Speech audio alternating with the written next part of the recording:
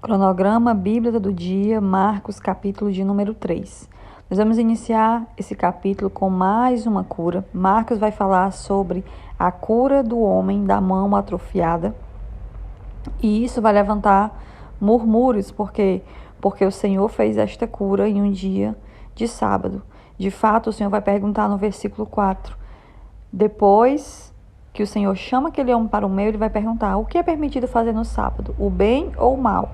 Salvar a vida ou matar? Mas eles permaneceram em silêncio. E aí você vai falar, o Senhor vai se irar, vai ficar entristecido por conta dos corações endurecidos. E ali ele vai mandar o homem estender a mão e vai restaurá-lo. A questão do sábado, como eu expliquei para vocês em Mateus, eu explico na apostila também em Marcos, que aqueles religiosos, eles colocavam o guardar o sábado acima de Deus, acima de exercer misericórdia, acima de fazer o bem.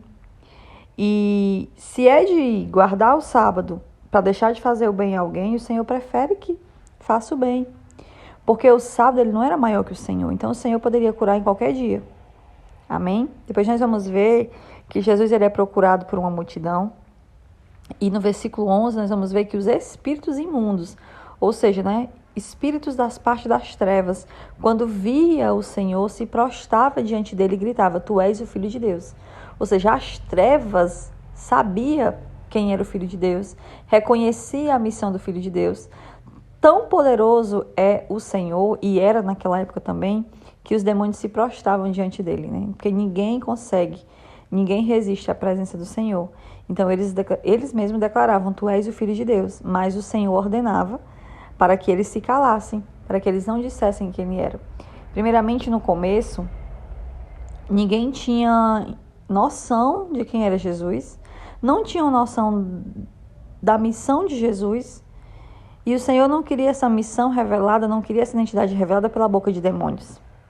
Tanto é que quando o Senhor vai perguntar aos seus discípulos quem estão dizendo que ele é, e depois ele pergunta aos próprios discípulos, Pedro vai falar pela boca do Espírito Santo: Tu és o Filho de Deus. Por isso que o Senhor mandava os demônios se calar a respeito de quem ele era. Nós vamos ver depois que o Senhor vai escolher 12 apóstolos. E essa escolha dos 12 apóstolos, o versículo 14 ele é bem claro: designando como os apóstolos para que estivessem com ele e os enviasse a pregar. A escolha dos 12 apóstolos foi uma escolha com o intuito de preparação.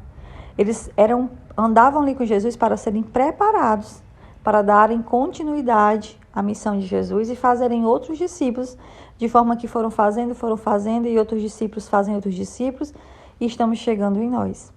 Por isso que a palavra hoje chegou em nós. Amém?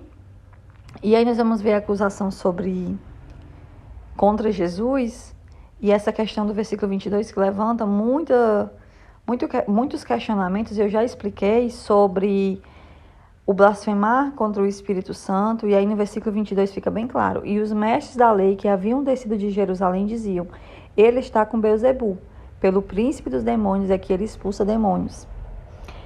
Blasfemar contra o Espírito Santo de Deus é desfazer do poder de Deus. O Senhor estava ali operando, o Senhor estava fazendo maravilhas e prodígios no poder de Deus, e eles com o coração endurecido, em vez de dar glória a Deus por tudo aquilo que estavam vendo, eles estavam dando crédito a Satanás. Ele está fazendo isso aqui porque é poder de Satanás.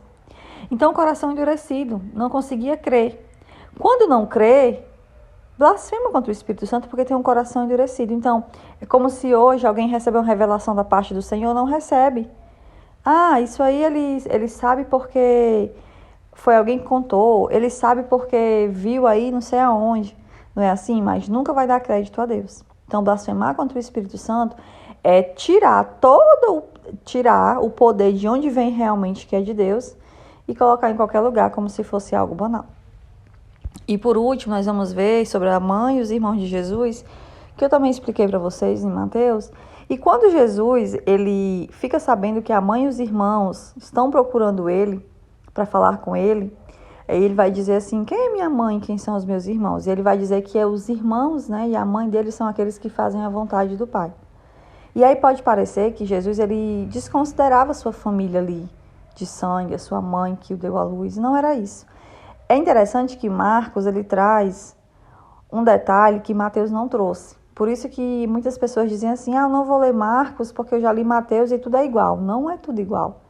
Existem detalhes que um traz que o outro não traz, e por isso que são os evangelhos sinóticos. E olha só, olha o detalhe. Nós estamos aqui no versículo 31. Se nós voltarmos no versículo 20 e 21, nós vamos ver que Jesus entrou numa casa e novamente se reuniu ali uma multidão, de modo que eles e os seus discípulos não conseguiam nem comer. Versículo 21. Quando seus familiares ouviram falar disso, saíram para apoderar-se dele, pois diziam, ele está fora de si. Olha o que foi que Marcos nos revela. Que a família de Jesus estava indo procurar Jesus para falar com ele, porque queria ali dar uma pausa nele. Jesus, olha o que você está fazendo, está te colocando em perigo. Jesus não está nem comendo. Eles não estavam entendendo a missão de Jesus. Por não entenderem a missão de Jesus, é que Jesus diz assim, olha, quem não entende a minha missão não tem parte comigo. Quem entende a missão, quem faz a missão junto comigo, são os meus. Foi nisso que Jesus trouxe esse ensinamento. Mas claro que ele amava sua mãe, ele amava seus irmãos, porque ele próprio é o amor.